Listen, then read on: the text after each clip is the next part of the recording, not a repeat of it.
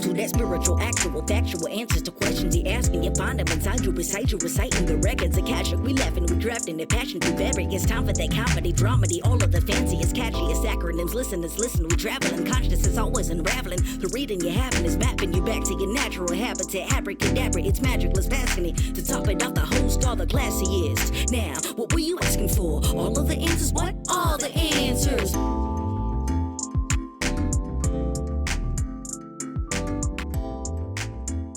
Oh, snap, snap, snap. Oh, snap, snap. That is a deep cut. That is a reference to a single episode of a television program. And if you can tell me what show that's from, this is coming off the dome here. We'd like to have you on as a short segment guest on All the Answers podcast. If you know what show that's from, and you're not Desmond or Cassidy, please email us at allanswerspod@gmail.com. I think that's our email. And we will have you on and do a thing for you on air in front of all the people. Hello, it's Katie Rubin by her damn self. There's no Cassidy here. There's no Desmond. It's me and the squaz. All by ourselves. How flat was that? Yeah, you guys, listen, it's post-COVID-ish, kind of. I know that it's still out there lurking, but the world is in a different space. And so folks are getting creatively engaged and we're getting activated back into our lives, all three of us, I would say. And so Cassidy had a busy week. So we decided that I would create a special episode just for you guys. What I'm going to do is, and by the way, I'm just honored to be here with you guys. It's so special to me that we have our wonderful, loyal, intimate following. We love you guys. You make this thing worth doing. Like this, we're performers and speakers and teachers, and doing all those things without people listening is kind of empty and meaningless. So yeah, you guys matter a lot. So I'm happy to be here and happy to do this with you, for you, at you, in your general direction. In a second, I'm going to open your Akashic records, the records of the group of people hearing this, whatever that might be, and do a little download, little energy work, little whatever information I get psychically for you. Then I have this, I'm going to pull 2 3-card spreads for you guys. I'm going to pull one from my favorite deck, the Enchanted Map Oracle cards by the fabulous Colette Baron Reed. And I'm going to pull a second spread from the Akashic Tarot Guidebook by Sharon Ann Klingler and Sandra Ann Taylor. They both have Ann as their middle names. I wonder if they were like, one of them was like, I need a partner, but only if her middle name is Ann. So yes, good things happening all around. I have so many announcements I want to share with the group. I'm sort of torn about it, but I'm doing so much stuff. And I think here's what's relevant in terms of like topics on the podcast, like the spiritual depth divey aspect of some of the really fun things happening in my little reality recently is the following. I want to talk about time and place in a person's life. And what is the relevance of time and place? As a person who, like my personal trauma as a kid, and growing up as a human mammal in this reality we all attempt to survive and thrive in, had me becoming incredibly independent and self-reliant. That was my defensive strategy. That's my default go-to, energy, that when I'm less conscious, I fall into like, I got this, I could do it myself. I don't need help. Thank you very much. As I've done all this healing work and all the light work and stuff over all the years and continue to all the time, my heart has softened and opened. And I have these abilities to work with the psychic realms and the healing stuff, all because of the energy work to my heart and all because of the transmutation of my trauma that the light provides, right? Which I talk about all the time. My point being, as my heart has softened over these years, I've come to understand and practice fallibly, messily, imperfectly, the subtle and important, necessary art of having needs and speaking them to the people I'm close to in my life, sharing my true vulnerable pain, fear, fatigue, sickness, worry, self-doubt, insecurities, all of that stuff that an Enneagram type 8 like myself is so inclined toward hiding. All the things that I don't want, my ego doesn't want people to know that I have or that I embody or that I carry. The Enneagram type 8 ego structure is, I got this, I'm in control. I'm going to challenge you. I'm going to be strong. I'm going to defend myself. I value respect above all else. You better respect me or you step off, that kind of energy. But they talk about, and that's the defended egoic expression of the Enneagram type 8, which I could totally fall into and go to regularly. It's always going to be there. It's going to be a part of my persona for the rest of this incarnation anyway. So, but the journey of the 8 is from what they say, from vengeance to innocence. So the 8's defensive, like unconscious reaction to things is, oh, you fuck with me? Watch out. I'm going to fuck with you harder.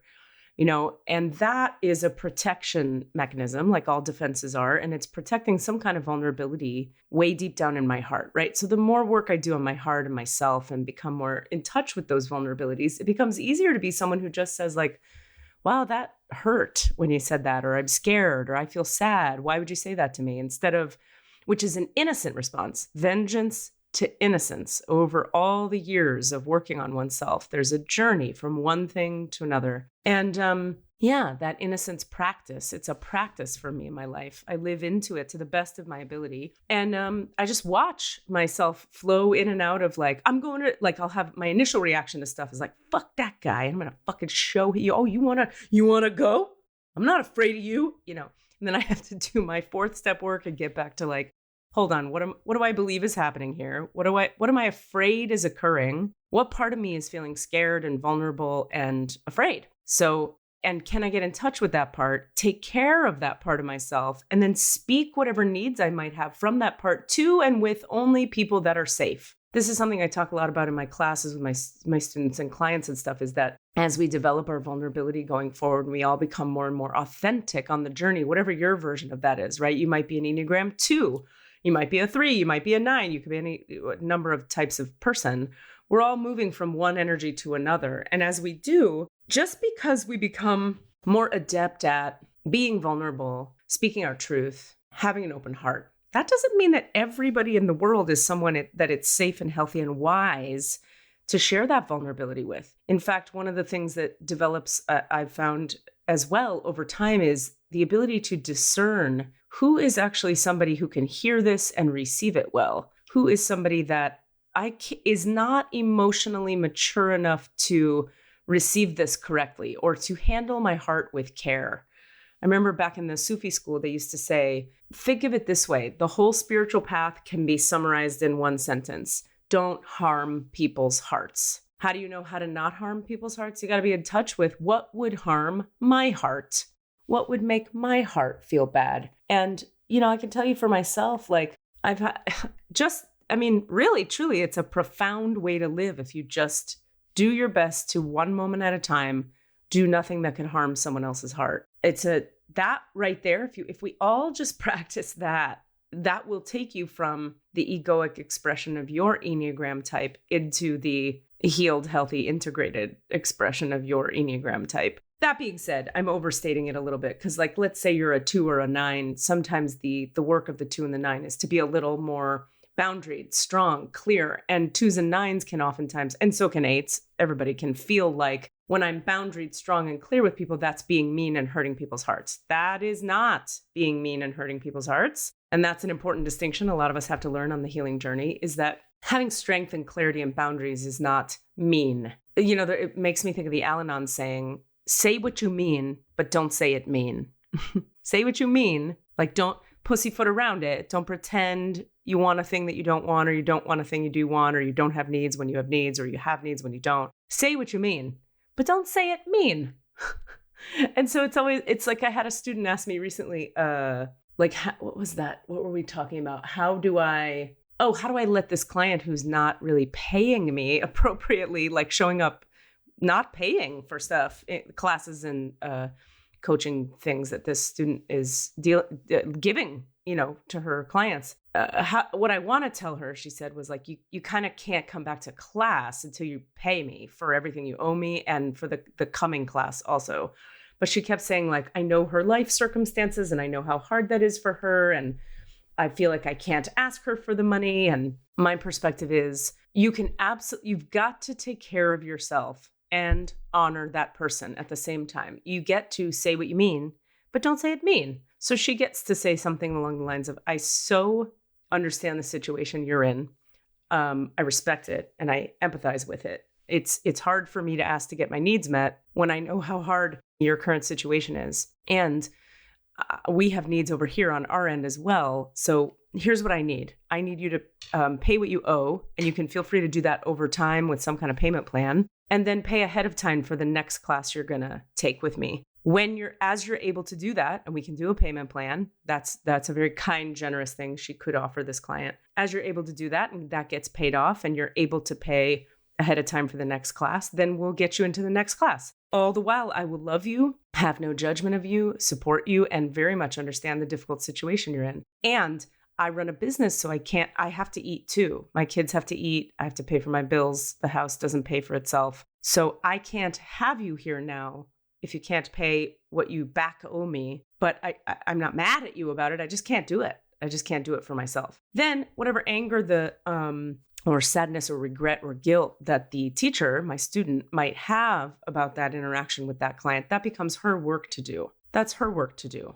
And then the client, however they're triggered by that interaction, that's the client's work to do. And hopefully each of the people, the teacher and the client, have people they can do their work with. The teacher comes to my healing class and does her work with me. Hopefully the student has someone in her family or friends she can do her work with. Which of course brings up the question, what do you do with people who really want to do their work but just can't pay for it? I'll tell you, as the best way I know how to answer that question, how did I get on this tangent? I have no idea, but we're going to find our way back. The thing is, for me, I was in many situations in my 20s and early 30s where I was in real need of a lot of help and a lot of work. I really wasn't doing well internally at all. And when people would hold their boundaries with me and say, hey, the class costs what it costs, so when you're ready, come. And I'd say, but can I have a discount? I'm a poor, broke, injured trauma survivor. And they go, yeah, so the class costs what it costs and come when you're ready.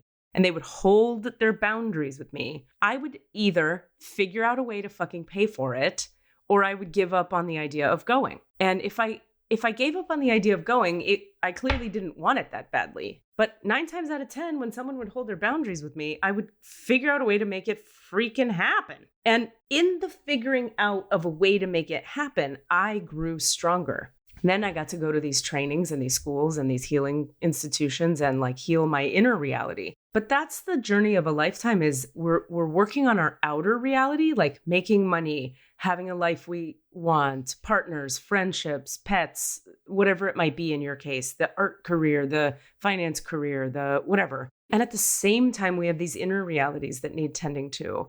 So we are developing our spiritual lives. We're healing our trauma. We're integrating. We're becoming whole. We're finding peace. We're finding our voice. We're finding our strength, whatever it may be. And so it's not one without the other. My point being, when people are strong with you and hold a boundary with you, they are doing you the biggest favor anyone could do. And you, when you are strong with others, you are doing that person a favor, even if in the short term they don't feel like it or you don't feel like it. Yes, it's uncomfortable to have somebody say no, but the growth that is sort of hoisted upon us or forced into our reality because of someone else's boundary is so incredibly empowering for the person who receives it. Because again, it forces us to figure out a way to get our needs met. And that is life. Life is, can you figure out a way to get your needs met? Physical, emotional, mental, spiritual, and otherwise. Can you figure out a way? So I don't know. All of this sort of makes me feel like what we're talking about here is the balance between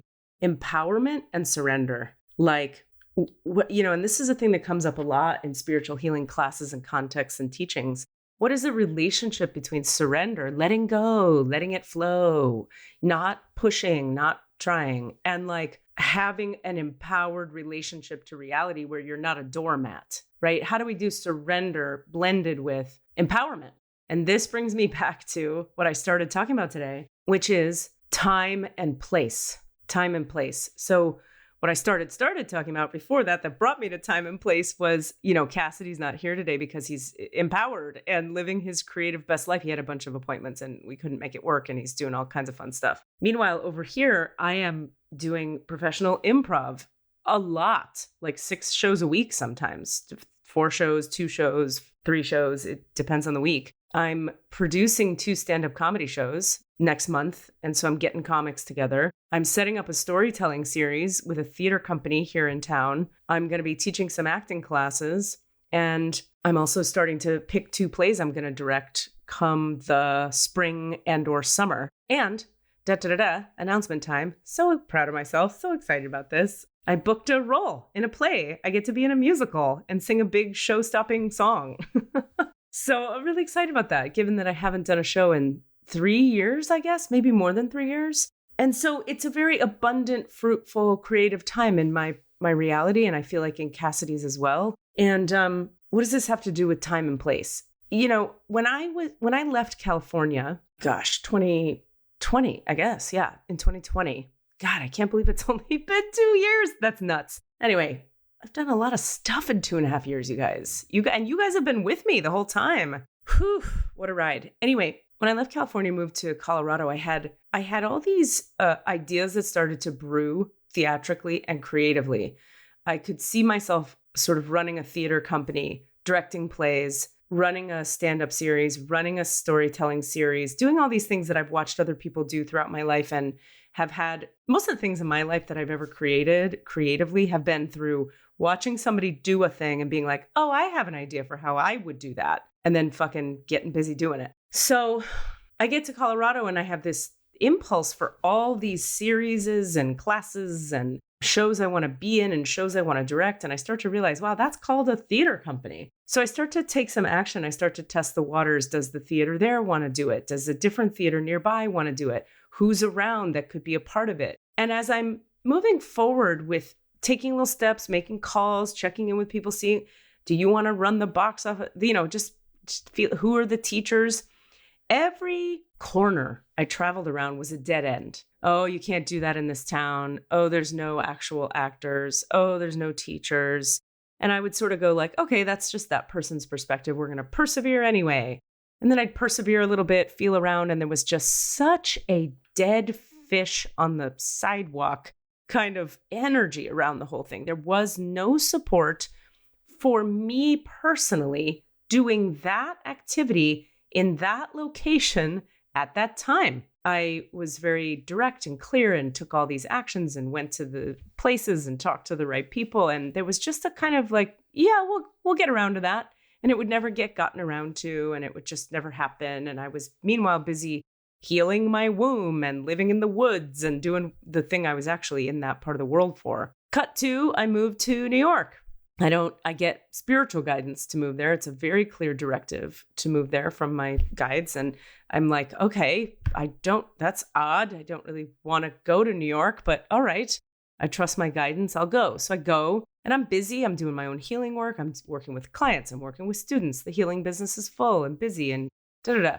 Now my creative energy starts to come out again and I'm going, okay, we're going to do this. We're going to do that. And it's all the same energies were alive in me. I want to direct some stuff and I'll teach some stuff. I'm going to make some solo shows and I'm going to have a series of storytelling. I have all the ideas. And not just ideas, though. This is what I'm getting at. There was real energy, sacral energy. As a, manifesting generator that I am, I have a ton of energy, always have. I am on the left angle cross of industry, which means it's very correct for me to be very busy. I'm meant to be a busy lady. Not everybody is, by the way. Please don't take this as like, you should be busy too. It depends on your chart. It depends on your design. Maybe not. There are so many people I've encountered in my life where I realized later, once I understood human design more intimately, like, boy, howdy, I was really trying to make those people be like my ass. And what an ignorant thing to do. People I've dated and even students in the past where it's like, just you should pull up your bootstraps and make it happen. And that's not for everybody. It's really not. And this is one of the main problems I see with spiritual teachers and even life coaches and all the coaching all over the world is everybody's coaching people to be how they are. And I think if you don't include a real deep dive into who the individual is and how their system operates, whichever way you choose to do that, I choose to do it through human design. If you're not doing that, you're making some assumptions about what that person is capable of. And there are energies at work in this world that make each of us who we are. And we're not all capable of the same shit.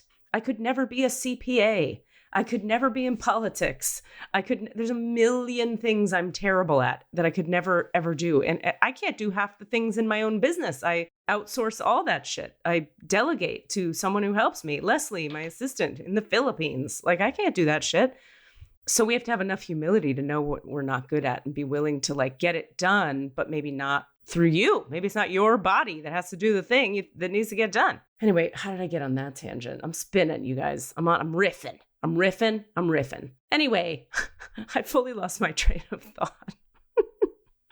Oh, right. We were talking about, taking responsibility for understanding who you're coaching or who you're healing or who you're teaching, and that we have to integrate an understanding of who people are. Everybody is different, like as a manifesting generator with a ton of energy and a lot of sacral awareness and I have a defined G center and everything's fucking defined except my head and ajna and my ego. That's a very specific lady who's going to have very specific drives and desires and needs. Anyway, my point is, I had all this sacral energy and this G center stuff. Like, remember, the G center is all about what do I love and what feels like me? What do I identify with?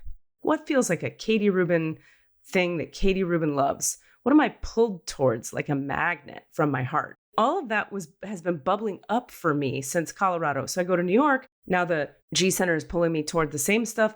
I got the sacral energy to create the theater stuff. But in New York's case, it was a very different energy. Like certain people were saying yes to things and doors were opening and things were starting to happen, but it all felt icky. It felt like I had to make a lot of deals with a lot of devils to make things happen. And I don't mean people were devilish. I just mean nothing felt good, fun, fluid, playful, which is how I want all of this to feel. For me personally, I like things to be, I take things seriously and I like to do an excellent job with the work I create, but it needs to be fun and fulfilling. Otherwise, I got no time for it and definitely no energy for it. So cut to, I moved down here to northern Florida. What? Weird. And that's a whole story that I've shared on here to certain degrees. But all I can tell you is that here, okay, let me say some of the narrative. So a large part of what brought me here was that back in Colorado, and again, I've shared some of this before, so bear with me if you've heard this a couple times, but I got into astrocartography and understanding about a body in space, a human body on the earth in locations, specific locations. And I found, or this astrocartographer showed me, that there's this latitude line on the planet that is incredibly auspicious for Katie Rubin's body. Based on my birth time and my chart, astrologically, if you look at my progress chart and my birth chart and you compare it to the astrological lines that run across the earth, this city, along with, as it happens, Baton Rouge, Louisiana, and Austin, Texas, are incredibly auspicious for me, meaning I have 5 exalted planets. And again, I've talked about this, so I know. We could have a drinking game. How many times does Katie mention she has 5 exalted planets in Jacksonville? My point being, that really piqued my interest because my whole life, as I started this whole talking about, I've been so independent, so self-sufficient that I really thought it was victim-y and like me being a crybaby. If I were to say something like, this town, whatever town it might be, does not support me. I don't belong here. It's the area. This isn't working because the area doesn't support my energy field. I would have thought that was a victim-y point of view to take or stance to have about reality. Now, let's pause here and just acknowledge something, which is to say, I don't know how far I would have gotten in my own healing journey had I listened to that. Like, had I believed in that idea at the time, like, let's say at the beginning of my career in California, had I believed like, no, it is the place. And had I discovered that I had 5 exalted planets in Northern Florida then and moved to Northern Florida then, like, what would my reality be now? I wouldn't trade it, frankly, because I believed that was victim-y and because I believed that would have been a victim point of view, drove me to face all my stuff. California, for me energetically, its job was to drive me directly into my trauma and to face my stuff, to heal, to integrate, to meet God, to meet spirituality, to bring the light of consciousness into my being. That's what really was going on for me in California. It taught me The energies in California taught me how to honor myself enough to demand a certain amount of money that people pay me for the work I do. California taught me a lot of outside stuff and a lot of inside stuff about how to be a person and how to be strong and vulnerable at the same time, supple and strong all at once, like the bamboo reed. I'm nothing if not a bamboo reed. Anyway, do you call it a reed? A bamboo reed? Anyway, so what am I saying about the victim thing? It's twofold, right? It's complex because it's very judgy and critical and harsh of me to take the point of view that a location isn't the problem. You're the problem, right? That's a little fucking harsh. But also, I'm glad I took that point of view because it forced me inward to do my own work. However, what I've discovered now is that it's both. Like most things in life, it's both. Almost every single thing I actually can't think of a single thing where this isn't true. Anywhere I've ever created any kind of binary, it's this or that. It's good or it's bad. That's right. No, it's wrong. I'm wrong. I'm right. I'm good. I'm bad. This place is good, bad. Any binaries I've created through judgment, which remember, judgment creates binaries. That's how we have that, has wound up like the teaching I've gotten from my life has been, no, honey, it's a little bit of both, which is to say, having done all this healing work, I can look back at my life and go, my God, look at the magic and the amazing synchronistic wizardry that got me to the moment I'm in now, where I'm getting to enjoy the benefits of having done all this inner work. And I'm in a location physically on the earth that supports my being. What? Like, what a magical way things laid out in order just for me to get exactly what I needed and to have the fulfillment I've been in search of my whole life. My point being, I don't think I could have received all the magic and wonder. In fact, I know I couldn't have received how much support there is for me here in this 5-planet exalted place on the earth back in the day before I had done all this healing work. I couldn't have been, I just would have been in so much judgment of this part of the world. I would have been like, this place is lame and it's not one of the cool cities and nobody lives. What's the... Now, as a broken open, humbled older lady, middle-aged lady, I walk around this place grateful all day, every day, because I can feel all through the middle of my body and through the center of my being and my soul and my spirit, how supportive and nurturing this area is for me and of me. People are just saying, yes, the doors are flying open. It all feels fun and free and fluid. And remember, I said in New York, it felt like, okay, doors are opening and it doesn't feel fun though. And I, side note, hated the energy in New York. This is, by the way, not me saying the energy in New York is bad or other people shouldn't like New York. New York is perfect for some people. Rami being one of them. Rami is like thriving in New York and fucking yes, please, bitch, take over. And they are. Watch out. Just watch your television. Just watch your television. Soon it's just going to be Rami TV on every channel. Anyway, what I'm saying is for me, because time and place are real influences over our energy fields, and I finally am humble enough to own that and receive the truth of that, it was such a static in my field. The energy of New York felt literally like television static running through my midline. It was a nightmare. If I felt physically bad every day. I was there to get a bunch of healing work that's a whole other topic, and I've probably already talked it to death on here. But point being, when I left there, and so being here now, this place feels like the most grounded, integrated, nurturing energy through my midline. I feel so in my body here. My human design is so obvious to me here. I know exactly what sacral energy is now from being here. I know what the G center feels like. I know when my unconscious power energy is activated. I know what the open head and open ajna are and how to use them to my advantage. I can feel, I feel my emotional wave coming up, coming down, coming up, coming down. You guys, each gate, each channel, I'm so aware of it here because of all the 20 years of getting attuned to myself through the energy work and because of the place and the time. So the time has to do with being ready at the right time for the thing that is right for me. And the place has to do with the place. Here I am in the right time at the right place, in the right place at the right time. So I guess there's 2 lessons in here I want to point to. One is, maybe 3. One is, get an astrocartography reading. Like, if you're looking at where should I be on the earth? Like, is this where I'm staying? Is this right for me? I really can't recommend it highly enough.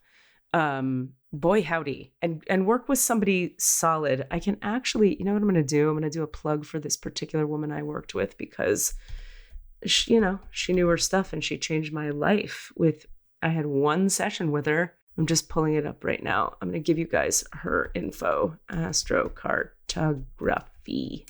Her name is Elizabeth Smith. So it's elizabethsmithastro.com. Tell her Katie Rubin sent you, please. elizabethsmithastro.com. Lesson number 1. I can't recommend it highly enough. If you're really not sure where to be, frickin' have a session with that lady. Number 2, everything is true and its opposite. This is a Buddhist saying that I love a lot. Everything is true and its opposite. So it's true that we can't blame our life problems on location, but also location helps a lot with our life problems. Another example is we can't be victims. We have to be empowered, but we can't be so empowered that we're not vulnerable enough and humble enough to receive a difficult truth. You know, in my case, the difficult truth was location does fucking matter. It matters a lot, you arrogant, walled up lady. And thing number 3 or 4 that to take from this is just presence and always living in the energy of question. In other words, it took a lot of presence of mind for me to stay on the path of healing my stuff for 20, 25 years. That's a lot of presence. You got to be present to what's going on with yourself to know that you got some shit to heal. Humility. You got to be humble enough to go like, I am not well. And action. You got to be willing to take a bunch of action to get well. You know, it takes presence or awareness, humility to go like, it's not going well, and action to handle it. So yeah. And I guess one more little lesson I would say to take, if we can take anything from this, I would hope we could take, you are a unique individual made up in specific and unique ways. And you are not meant to be me, and I am not meant to be you. Truly, you're here for a very specific reason, and it may not be exactly the one you think, but it may be exactly the one you think. That's another one, by the way. Everything is true and its opposite. For a long time, because I was in the 12-step rooms, they talk a lot in 12-step recovery about like, my best thinking got me here to the 12 steps. My best thinking got me to addiction recovery. So I can't trust my thinking. That shit fucked me up for a while. There's some truth in it, in that like my best thinking says eat cake for every meal. Okay, let's not do that. But there's also non-truth in it, because my best thinking or my best knowing, my best body energetic awareness is like, make fucking theater, but wait until you're in the right place to do it. So how do we know when the thinking we're listening to is for us or not for us? I have to come back to human design and say, when it's in the body, or I should say, when it's correct for your strategy and authority based on your design. So when I look back at all of this in my own little narrative here, use me as an example, right? This isn't just about me talking about myself. I had the strategy and authority saying yes, and the energy for the stuff and the love of the stuff and the identification of the stuff all the way back in Colorado. But the time and place were not correct. So are you in the right place for yourself? Is now the right time? Are you aware of what's going on with yourself? Are you humble enough to make some changes? Are you willing to take action to make those changes? And what do you have actual, authentic, true energy to accomplish? These are all questions we have to be vulnerably living into all the time in order to be awake in our bodies and our lives. How do we wind up magically in places that serve us? We have to be awake enough to be asking all of these questions all the time. You don't get to like go to sleep on your life and then not get the things you want and then be mad about it. If you're frustrated in your life with how things are going, that means you need to wake up in a certain area. You can do so lovingly with yourself, kindly, but it's face what you need to face, but face it kindly. Say what you mean, but don't say it mean. In other words, any area of your life where things are not working, you've probably gone to sleep on a topic. I can tell you this extra 15 pounds I carry on my body that I know I just don't fucking need. I'm fully asleep in that area. I'm not willing. I'm aware of it, but I'm not willing to like be humble enough to take the action I need to take to change it. That's just the fucking truth. And the fact that I can own that, that's an important thing to own, because that's what we call step 0 in the 12 steps. It's the step right before step 1 where you go, I'm fucked here and I can't do this on my own. And I need a higher power to help me do it. And in my case, the higher power is going to be made up of a food plan and some accountability and some people to help me. Like, I'm not going to ever be able to drop these pounds on my own, ever. I have enough humility to say that. But I'm just not in a place where I'm willing to, like, not have a fucking large fries on the way home from an improv show at midnight. Which, like, as I'm eating them, I'm like, this is not a conscious choice. So we have to be merciful with ourselves as we're moving forward on the path.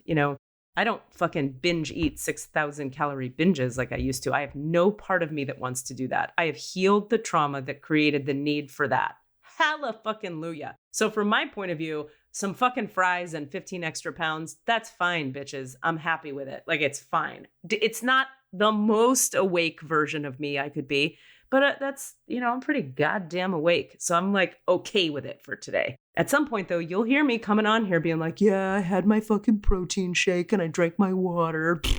No, I'm not there. Or maybe I won't. Maybe I'll realize at some point that the most awake thing I could do is exactly what I'm doing now. And you know what's funny? As I say that, psychically, I get a no. Consciousness is like, no, honey, that's a lie. Okay, great. So let's move into pulling 3 cards for you guys from these 2 decks. And we're going to wrap it up with that. I'm excited about 3 card spreads for you. 3 card spreads. I'm also just looking real quick, you guys, because there's another fucking hurricane. Let's see. There's a hurricane. Okay, Mexico City. God damn it. Let's send some prayer and love and light to the northern tip of South America, along with Mexico and Mexico City. They're getting let's see what category this is. Category 1. Okay. I'm not too mad at that. Category 1, it's not a good day. It's a rough week, but it's not a fucking category 4 and 5 like goddamn Ian was, which, by the way, if you haven't, take a gander at my Facebook wall today, or at some point or just Google this on YouTube. There's a video that shows I think the video is called Time Lapse of Fort Myers Beach during Ian. Get ready to be floored. There's a camera up in Fort Myers. It's unbelievable what Ian did. It was a really bad hurricane that fucked some people up in a big way. All right, so let's drop into your records.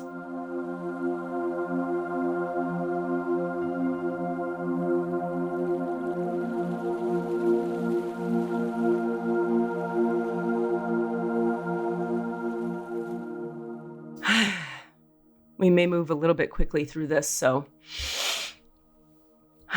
bear with me. So we're going to take a few breaths into our low bellies. Getting connected to the pelvic floor. Breathing low and slow in the body. Imagining that from the belly button to the base of the spine, inside your body is like a balloon that fills with air each time you inhale and collapses and releases air each time you exhale. Slowly inhaling, feel and see and watch that balloon fill with air, and slowly exhaling, allow that balloon to collapse, become small, become flaccid, become loose, become empty.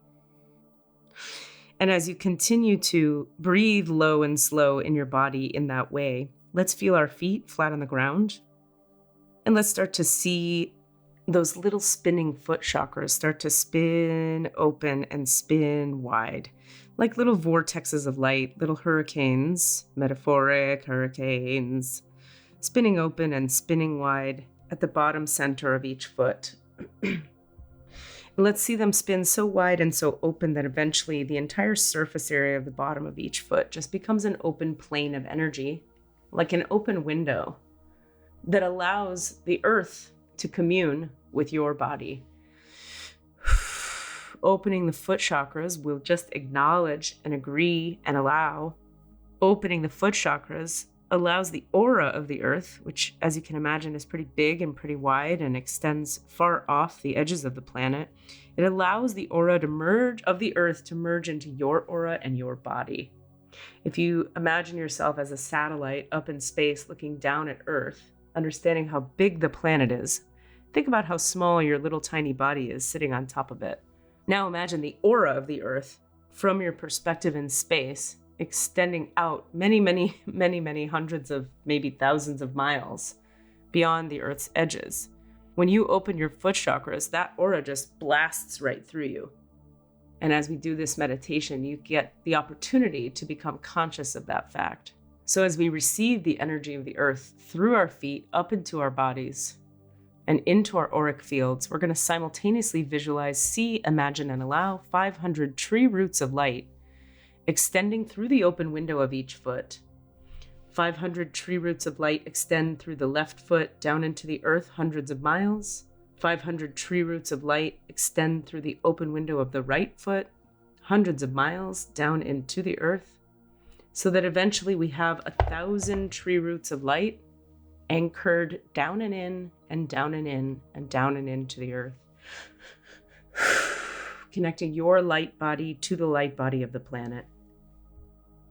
And as those two light bodies merge, become one connected unit,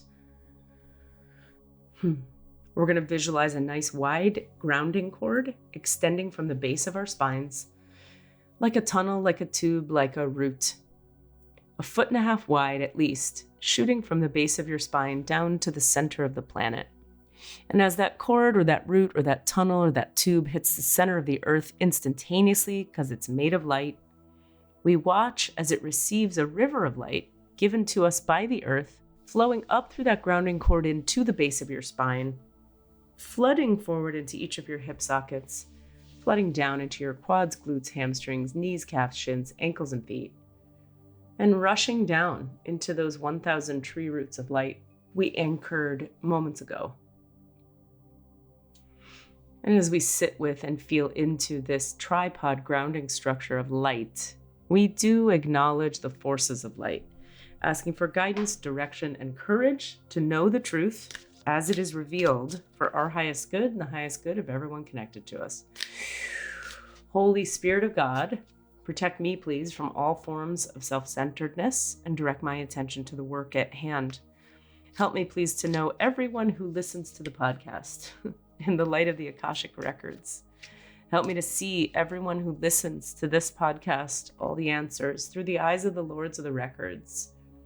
And enable me, please, to share the wisdom and compassion that the masters, teachers, and loved ones of everybody who listens to the podcast have for everybody who listens to the podcast.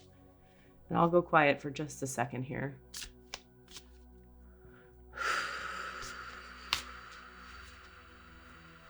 And as we deepen into the Akashic Records of this group of people who show up loyally to listen to us say silly words and deep words, Allah.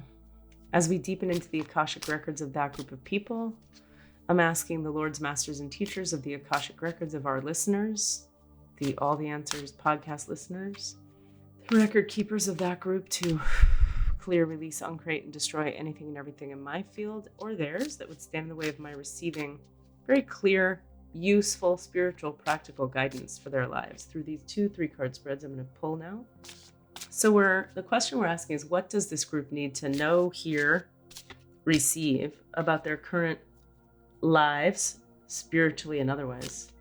What spiritual information is necessary for them to have? What practical information is necessary for them to have? What advice do they need? What guidance do they need? And as you can probably hear, I'm shuffling the deck. Okay. All right, we have our first interesting, spread here from the Enchanted Oracle cards, the Colette Baron Reed deck. Okay. So, in our recent past, for everybody listening, we have the Wizard of Awareness card. It's card number 3. So this is something that's been up in your recent past somewhere in your life. Your soul knows best. Be still and observe. Mindfulness is about being observant, and which is interesting. We've been talking about that all day here. And remaining neutral about what goes on in the world around you. This applies to the environment within you, too. If you struggle inside yourself, stepping into an observer position gives you a new, powerful perspective that neutralizes any discomfort or overexcitement. You have the capacity to see things clearly now, unencumbered by opinion or desire. Wearing the world as a loose garment requires you to adopt a sense that nothing that happens to you is personal. People come and go, experiences evolve from one state to another in a continual shifting and change, no matter how much you want things to stay the same. The Wizard of Awareness asks you to give up your need to define or limit what you're experiencing now. It's all good. Let it be and watch the miracle unfold without any direct influence from you. And this is the recent past.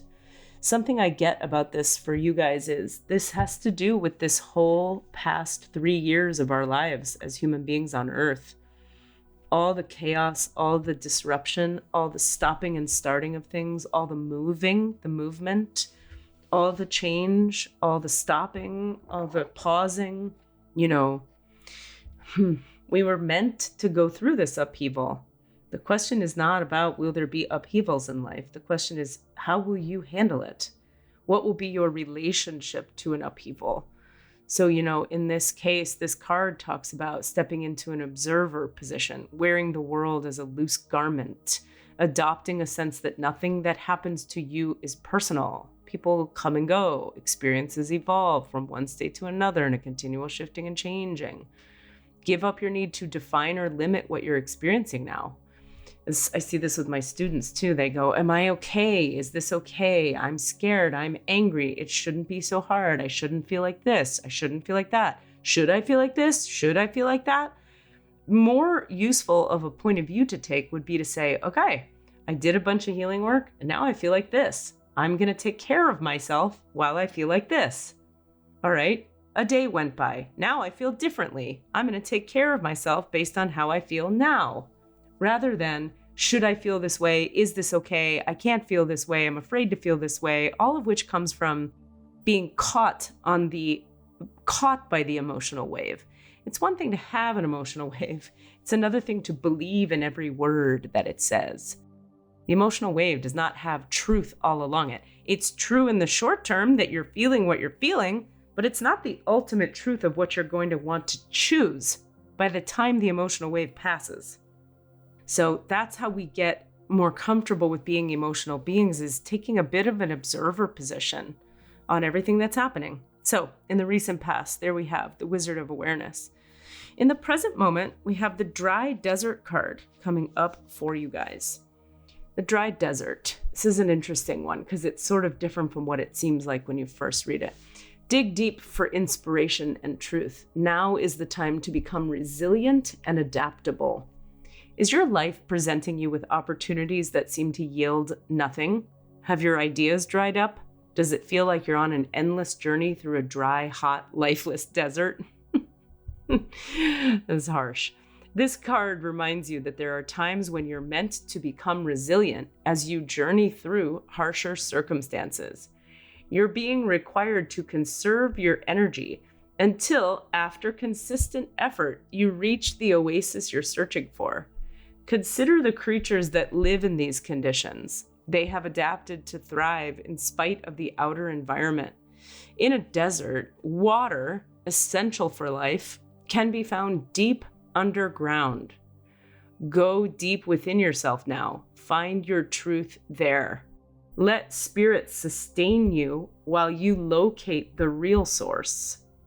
Whatever it is you're asking about will not be found in the conditions you're in until you move past the surface of things and choose to do the real work and discover the answers deep within you. Let's read that again. Whatever it is you're asking about, work, family, relationships, money, body, any of it, will not be found in the conditions you're in until you move past the surface of things and choose to do the real work and discover the answers deep within you. This may not seem like the most productive time, but looks are deceiving. This is a most important place to find what's truly right for you. So the dry desert can seem like a card that's saying you're just parched and nothing's happening and you're fucked. But it's not. It's saying things aren't moving forward in the way you might like in certain areas of your life because you're being asked to go deep underground and become resilient. You're being asked to look past the surface of things. We often look to the solutions in our lives. We think the solutions to our inner problems live on the outside. We think, I'll feel more at peace once I have XYZ on the outer reality. The card is suggesting, nope, now is the time to go inside. What needs to be addressed internally? Can you become resilient in facing it? And the outcome card is the heal the ouch card. It's a very sweet looking card. There's a God, what animal is that has what is that? The possum? It's what's the animal the rodent, but it's big and it has like a mask over its eyes, a black mask. I have no idea what animal that is. But he's wearing a little nurse's hat and he's petting a fox who has a little like cold pack on his head. Meow, so cute. The sweet little what is that? Raccoon. It's a raccoon. Little raccoon with a nurse hat petting a little sick fox. Very sweet. Heal the ouch. Okay, this is the outcome card. This is what we're heading toward in your reality right now. Forgiveness is the healer of the soul. This is a time for great soothing of the heart, body, soul, and mind, as this card indicates that healing will be prevalent in your life now. If you feel drawn to study the healing arts, you'll be successful in developing your natural capacity to restore others to wellness. However, the message may be that you're being called to change your behaviors in order to heal the earth.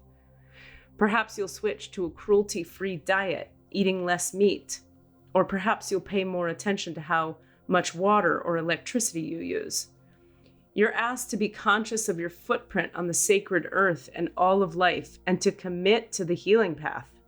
Commit to the healing path. The Heal the Ouch card may also be an indicator of old wounds and broken bonds being mended.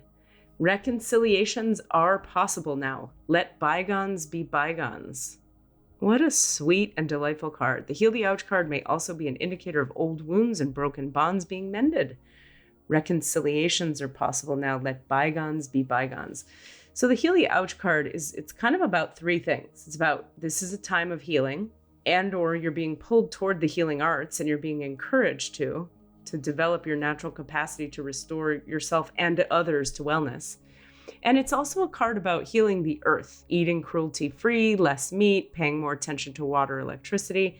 And lastly, it's about forgiveness and old wounds and broken bonds being mended. Reconciliations are possible. Let bygones be bygones. So, this 3-card spread makes a lot of sense to me. It's a very cohesive one. It's very logical. It has a nice order and flow that makes a ton of sense. You've been being, in the recent past, called into wearing the world like a loose garment, the wizard of awareness. The present moment is a dry desert where the outer you might not be seeing as much as you want to see, but on the inner, there's a lot possible. And the outcome is healing. That seems pretty logical, doesn't it?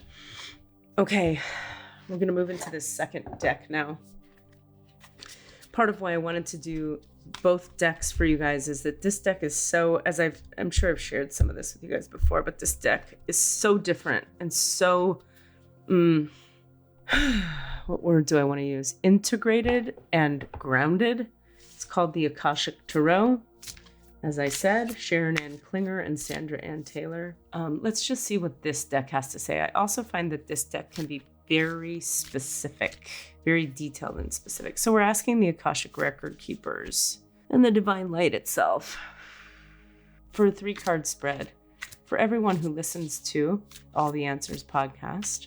We love some specific guidance and direction for what's been happening, what is happening, and what's coming around the corner for everybody in the group of wonderful humans who listen to the All the Answers podcast. And this is a nice, big, juicy, thick deck. It's very full of cards. So many cards. It's got a quarter more cards than that previous deck. So it's like takes a minute to deal with this deck. It's hefty, it's dense, it has tons of energy, tons of information, tons of specificity. I'm just tuning into the group of you and the frequency of you. It's just taking a while for me to get a yes. I haven't gotten a yes yet. Okay. Hold on. Is this a reading for me? No. Okay, because I've seen a few of these cards lately. Is this a reading for the people who listen? Okay. This is for the audience of All the Answers. Okay, that's a big yes. All right. We've got a 3-card spread here from the Akashic Tarot. In the recent past, we have the King of Forces card. And I'll describe for you what's on this card. There's a man, and he's standing next to a creek or a river. To his left is a wolf. To his left is a bunny. And to the man's right is a big, deer animal type thing. Lots of trees. There's a beautiful aurora borealis in the sky behind him. So let's see what the King of Forces card is about. This is your recent past. The King of Forces, not horses. Forces. A man standing by a stream is surrounded by different animals of the woods. The power of nature is all around him. In the earth below his feet, the water running by, and the star-filled nebula in the sky above. Yet he is a force himself, exerting calming influences on the wolf and the rabbit, which are natural enemies. Upright, this card indicates the presence of a man who has a powerful and positive energy. He comes with good intentions. Gentleness and honesty resonate from him. If you don't know this man yet, his energy will be coming into your life soon. He could bring support for a special project, a work issue, or just your life in general. He may also be a possible love interest. So in order to be open to receiving a man of honor, make sure you engage in honoring and being tender toward yourself, which is what we've been talking about today. For you or a man around you, there could be a position coming in any of the careers natural to the King of Forces, such as electronics, astronomy, physics, geology, alternative fuel, and any of the earth sciences, and new industries in environmental care. Any activity connecting with earth energy and nature are beneficial to you at this time. Whether you are male or female, this also reveals an important side of yourself. Feel the balance and beauty of nature and know the powerful forces always moving within and around you. The King of Forces. A man for you or a man around you, there could be a position coming in any of the careers natural to the King of Forces: electronics, astronomy, physics, geology, alternative fuel, earth sciences, new industries, and environmental care. He could bring support for a special project, a work issue, or just your life in general. He may also be a possible love interest. So in order to be open to receiving a man of honor, make sure you engage in honoring and being tender toward yourself. I love everything about it. Oh my God, I love it. All right, the present moment card is the Will, Wisdom, and Mind card. I really like this card. Here's what it says. A gold crown of power and authority rests above a Celtic trinity knot. On either side of the Celtic knot are the alchemical symbols for fire and water. Below is the ancient three-legged symbol of the coat of arms from the Isle of Man. This card brings with it a time of enormous power, balance, and expression. The first 3 rays, or the energies of the divine, move within you equally: power and will, love and wisdom, intellect and mind. You are working intimately, even if you're not conscious of it, with the ascended masters who are linked to these energies. With the participation of the masters, you can raise your focus to a higher power and purpose. You can combine the fire of creativity with the water of receptivity in order to make your contribution to the world. With the gold crown raised high, you're likely to find yourself in a significant position of authority and influence at this time. It is likely to be a phase of great activity, but you can handle it. With these powers in play, you're able to discipline yourself to bring together the meditation, creativity, rest, and action required. Take advantage of this time to use these powers well. They are nothing less than the divine forces moving through you so that you can manifest their power in the world. I'm just floored by that card. It really resonates in my life. And I keep asking inside, like, are you guys sure this isn't just a 3-card spread for me? Because this is really resonating for me. So is this for them and for me? Okay, that reads. Because boy, this one is landing. Okay, and then the King of Roses. We've actually had this card before when I've done a 3-card spread with this deck. I can't remember if it was in my weekly 3-card spreads online. Which, by the way, if you're not seeing those, join my newsletter or watch the 3-card spreads I post on my Facebook page, Katie Rubin. The King of Forces. No, wait, we already read that. The King of Roses. The outcome to all of this is the King of Roses. This card shows a man holding 2 roses, a red and a white, demonstrating a balance of passion and purity. Oh, I just had a piece of awareness come through. This is so interesting. Okay, so this deck, this 3-card spread is for some of you listening. And the first one is for others of you listening. Wow, that's cool.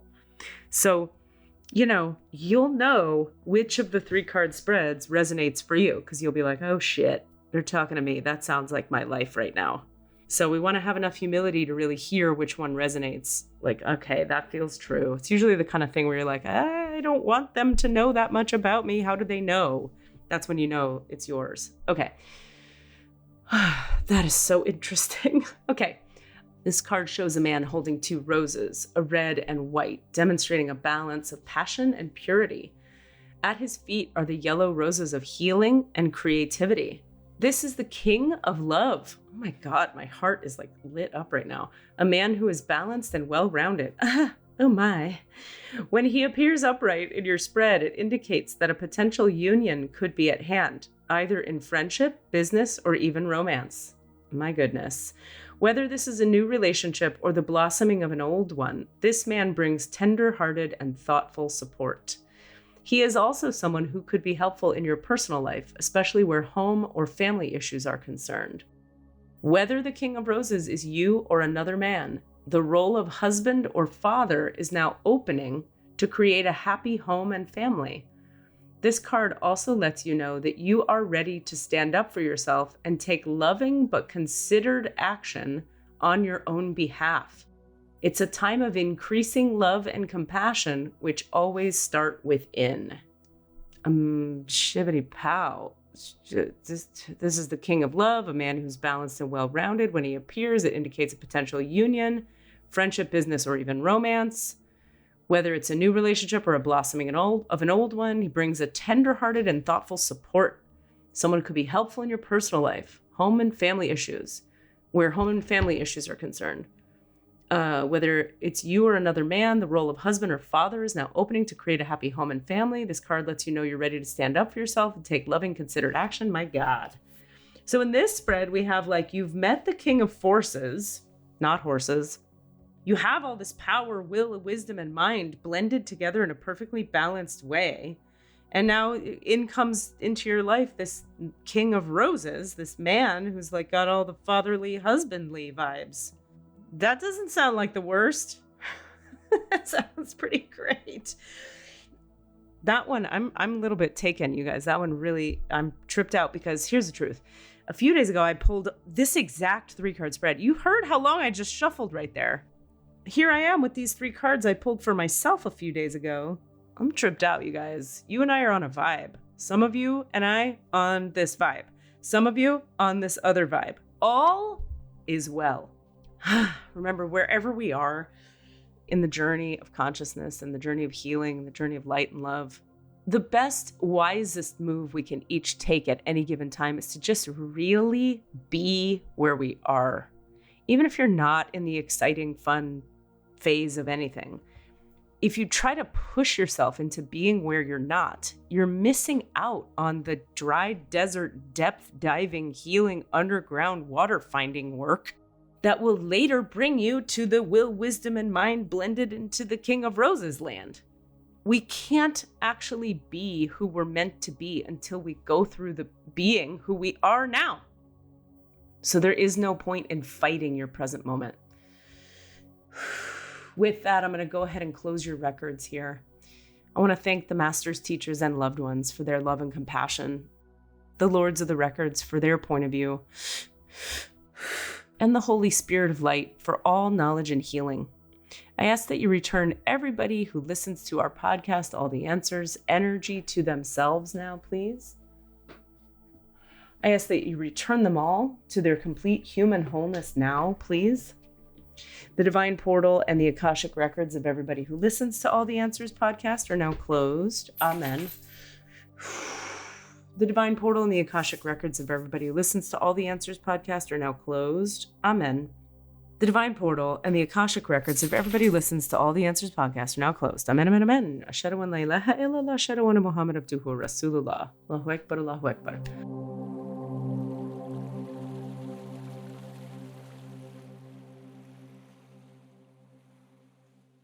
Whew. Well, it's been a real treat to be with you guys in this way this week. Thank you so much for being here. I feel like I get to have my full voice and full expression when I do these alone. And I never know what I'm going to say, but I always end up having like way more to say than I think I'm going to have. So it's a pleasure and a delight. Of course, it's a blast to always be here with Cassidy, but it's also fun to have a moment of like, hey, I say words by myself. Anyway, we all over here at All the Answers love you guys so much. And thank you for listening. Let's see, couple offerings I have for you. Star Beings class started, but you could join a week late. We meet Tuesdays, 6 to 8 p.m. Eastern Standard Time. You could join us next week. You get a free private session with me built into the 5-week course. We do a lot of powerful shit in there. But starting up anew that's totally fresh that you're not late to is my OMA class, omapittsburgh.org. That's OMA Pittsburgh.org. And then search for the class called Highest Level Healing and Human Design. So you'll get a private human design reading with that class and 5 weeks of energy healing in a big group of people from all over the country who are also there for the energy work and there for the transformation. So come join us for that. That'll be Wednesday nights starting October 26th. I hope you guys are well. Take care of you. Do your work, but be nice to yourself while you do it. Okay, bye. What are you asking for? All of the answers? Say what? All of the answers? Yeah, all the answers. Hey guys, thanks for listening. We'd love to hear from you. Please email us with your questions so that we have questions to answer in the Akashic Records. Our email address is allanswerspod@gmail.com. That's allanswerspod@gmail.com. And if you'd like to find us on Facebook or Twitter, it's @allanswerspod, @allanswerspod. Thank you. Obviously, Desmond, we may want to cut some of this silence. Mixed and edited by Desmond McNeese for We Mixed It, LLC. Go to whatsoundsawesome.com.